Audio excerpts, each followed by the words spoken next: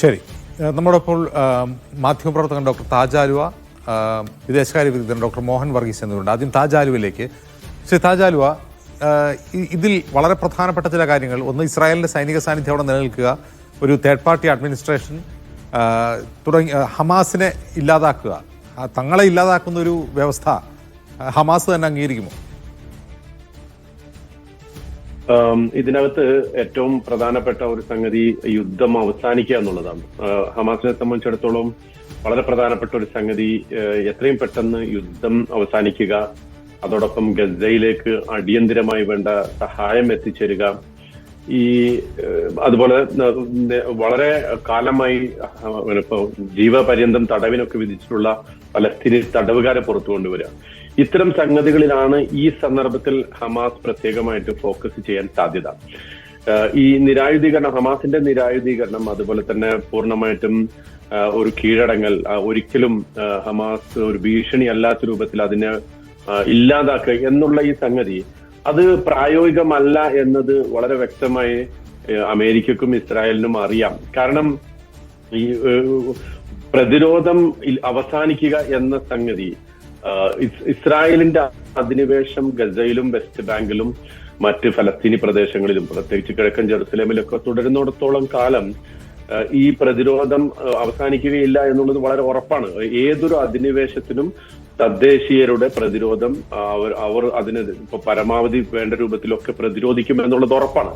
പ്രത്യേകിച്ച് നമുക്കറിയാം, ഒരു കരാറും അംഗീകരിക്കാത്ത ഒരു രാഷ്ട്രമാണ് ഇസ്രായേൽ. ഇപ്പൊ ഈ പറയുന്ന ട്രംപിന്റെ ഈ 20 ദിന പദ്ധതിയെ എത്ര തന്നെ ഇപ്പൊ നെതന്യാഹു വലിയ ഒരു പദ്ധതിയായിട്ട് സമർപ്പിച്ചാലും ഞങ്ങൾ അത് അംഗീകരിക്കുന്നു എന്നൊക്കെ പറഞ്ഞാലും ഇതിൽ പല വ്യവസ്ഥകളും ആദ്യം ലംഘിക്കുന്നത് ഇസ്രായേലായിരിക്കും, അത് ഉറപ്പാണ്. ഇപ്പൊ നോക്കൂ, ആദ്യത്തെ വെടിനിർത്തൽ ഈ 2023 ഒക്ടോബർ 7 ശേഷമുള്ള ആ യുദ്ധം തുടങ്ങിയതിനു ശേഷം നടന്ന ആദ്യത്തെ വെടിനിർത്തലിൽ അത് ലംഘിച്ചതും അതിൽ നിന്ന് പൂർണ്ണമായിട്ടും പിൻവാങ്ങിയത് ഇസ്രായേലാണ്, ഹമാസ് അല്ല.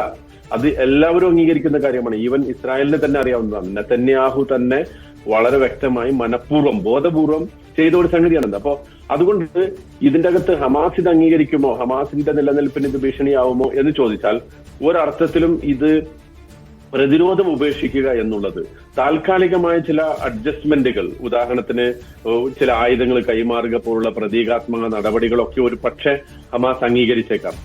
പക്ഷേ ഹമാസിനെ പൂർണ്ണമായി നിരായുധീകരിക്കുക, ഒരു നിലക്കും ഹമാസ് ഭീഷണി അല്ലാത്ത രൂപത്തിൽ അതിനെ അടിച്ചമർത്തുക, ഇത്തരം സംഗതികൾ ഒരു നിലക്കും നടക്കാൻ പോകുന്നില്ല എന്ന് മാത്രമല്ല അത് പൂർണ്ണമായിട്ടും ഹമാസ് അംഗീകരിക്കാനും സാധ്യതയില്ല. ഈ പ്രത്യക്ഷത്തിലുള്ള എത്രയും പെട്ടെന്ന് യുദ്ധം അവസാനിപ്പിക്കുക, ഗസയിലെ മനുഷ്യർക്ക് സഹായം എത്തിക്കുക. കാരണം പട്ടിണി ഒരു ആയുധമായി ഉപയോഗിച്ചുകൊണ്ടാണ് ഇസ്രായേൽ ഇപ്പോ ഈ ഒരു അവസ്ഥയിൽ എത്തിച്ചേർന്നത്. മറ്റൊന്ന് നമ്മൾ മനസ്സിലാക്കേണ്ടത്, ഇസ്രായേൽ ഇപ്പോ ഈ പ്രത്യേകിച്ച് ട്രംപും നെതന്യാഹുവും ഈ ഒരു കരാറും അല്ലെങ്കിൽ ട്രംപും നെതന്യാഹും കൂടി ഈ കരാറിലേക്ക് ഇപ്പൊ എത്താനുള്ള ഒരു സാഹചര്യം നമ്മൾ കാണാതിരുന്നുകൂടാ. അതായത് വളരെ ശക്തമായിട്ടുള്ള ഒരു അന്താരാഷ്ട്ര സമ്മർദ്ദം ഇപ്പോ രൂപപ്പെട്ടു വരുന്നു. പ്രത്യേകിച്ച് അമേരിക്കയുടെ അകത്ത് വലതുപക്ഷ കൺസർവേറ്റീവുകൾ തന്നെ ധാരാളമായിട്ട് ഇസ്രായേലിനെതിരെ തിരിഞ്ഞിരിക്കുന്നു. മേക്ക് അമേരിക്ക ഗ്രേറ്റ് അഗൈൻ അല്ലെങ്കിൽ അമേരിക്ക ഫസ്റ്റ് എന്നുള്ള പോളിസിക്ക് പകരം ഇസ്രായേൽ ഫസ്റ്റ് എന്ന് പറയുന്ന ഒരു പോളിസിയാണ് റിപ്പബ്ലിക്കൻ ഭരണകൂടവും ഡെമോക്രാറ്റുകളും ഒക്കെ തുടരുന്നത് എന്ന് ധാരാളം ആളുകൾ മനസ്സിലാക്കിക്കൊണ്ട് അതിനെ എതിർത്തുകൊണ്ട് അമേരിക്ക ഫസ്റ്റ് എന്ന് പറയുന്ന ഒരു പോളിസിയിലേക്ക് വരണമെന്ന ഒരു ശക്തമായ പ്രക്ഷോഭം തന്നെ, അല്ലെങ്കിൽ അങ്ങനത്തെ ഒരു ശക്തമായ ഒരു പ്രോസസ് ഇപ്പൊ അമേരിക്കയിൽ നടക്കുന്നു. അതിന്റെ എല്ലാം ഫലമായിട്ടാണ് ഈ ഒരു കരാർ ചുട്ടെടുക്കുന്നത്. സ്വാഭാവികമായിട്ട് ഈ കരാറിൽ അത്തരം ചില ഇനങ്ങൾ, അതായത് തങ്ങളുടെ മുഖം രക്ഷിക്കാൻ വേണ്ട, തങ്ങൾ യുദ്ധം വിജയിച്ചിരിക്കുന്നു, തങ്ങൾ ഉദ്ദേശിച്ചതാണ് നടക്കുക എന്ന അർത്ഥത്തിലുള്ള ചില സംഗതികൾ, ചില ഇനങ്ങൾ അതിൽ ചേർക്കേണ്ടത് അനിവാര്യമാണ്. ഹമാസ് ഏറ്റവും ആദ്യം എതിർത്തിരുന്ന സംഗതിയാണ് തങ്ങൾ നിരായുധീകരിക്കപ്പെടണം എന്ന ഒരു ക്ലോസിനെ ഹമാസ് ആദ്യമേ തന്നെ എതിർക്കുന്ന സംഗതിയാണ്. അതുപോലെ ഇപ്പോ പൂർണ്ണമായിട്ടും അതിന്റെ അകത്ത് തന്നെ ട്രംപിനും നെതന്യാഹുവിനും വഴങ്ങേണ്ടി വന്നിട്ടുള്ള സംഗതി, ഹമാസിന്റെ ആളുകൾ ഗസ വിട്ട് പോകണമെന്ന് പറയുന്നില്ല. അതുപോലെ ഗസയിൽ നിന്ന് ഇസ്രായേൽ പൂർണ്ണമായും പിൻവാങ്ങും എന്നതും ഇത് രണ്ടും ശരിക്കും വാസ്തവത്തിൽ ഇസ്രായേലിന്റെ അമേരിക്കയുടെ പരാജയമാണ് എന്ന് പറഞ്ഞാൽ അവർ അംഗീകരിക്കേണ്ടി വന്നിട്ടില്ല. കാരണം ആ ഒരു 2 ക്ലോസ് ഇല്ലെങ്കിൽ ഈ കരാർ മുന്നോട്ട് പോകില്ല എന്നറിയാം. അപ്പൊ അത് വെച്ച് നോക്കുമ്പോൾ ഹമാസിനെ സംബന്ധിച്ചിടത്തോളം അവരുടെ വിജയമാണ്. അതായത് ഹമാസിന്റെ ആളുകളെ പൂർണ്ണമായും ഗസയിൽ നിന്ന് പുറത്ത് കളയും അല്ലെങ്കിൽ അവരെ പുറത്താക്കും എന്നതും എന്ന ഇനം ഇതിന് ഇല്ല എന്നുള്ളതും, അതുപോലെ തന്നെ ഗസയിൽ നിന്ന് ഇസ്രായേൽ പൂർണ്ണമായിട്ട് പിൻവാങ്ങും. അത് ക്രമേണയാണെങ്കിലും ഗസയെ തങ്ങൾ കൂട്ടിച്ചേർക്കില്ല, പിടിച്ചടക്കില്ല.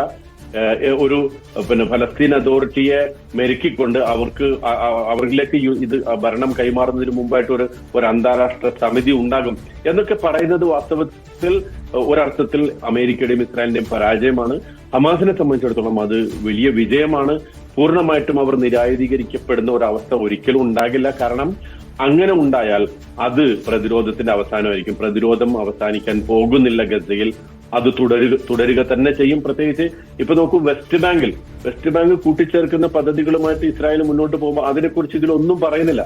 കാരണം അവിടെ അതിനെ സംബന്ധിച്ച് ആ ഒരു സംഗതിയെ മറച്ചു പിടിച്ചുകൊണ്ടാണ് ഗസയ്ക്ക് വേണ്ടി മാത്രമായിട്ട് ഈ ഒരു കരാറിലേക്ക് വരുന്നത്. സ്വാഭാവികമായിട്ടും അവിടെയും പ്രതിരോധം തുടരുക തന്നെ ചെയ്യും. അധിനിവേശത്തെ എതിർക്കാൻ